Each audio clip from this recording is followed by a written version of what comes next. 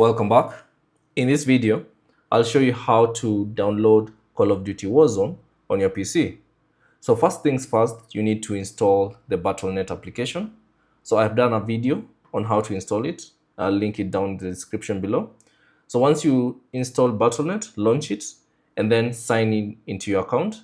And then from here, all you have to do is click on Games at the top left menu. And then from here, click on All Games. And then from here, find Call of Duty. So you can scroll down and find Call of Duty Warzone. But if you don't find it, just click on any Call of Duty. So let's say Call of Duty, select it. And then all you have to do is you'll see this option, play for free. So click on it. And then you might get this option if you haven't added a number. So you can just ignore it and select I've already added a number. And then from here, you get to this page, Call of Duty installation. So you can choose the installation location.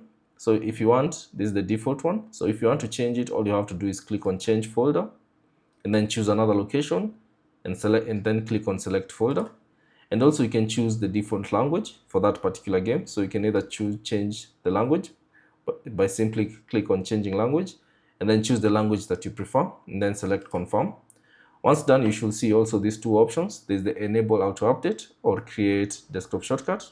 You can either check them or uncheck them. That's up to you. So I'll just leave them at check them. I'll just leave it checked, sorry. And then once done, simply click on continue.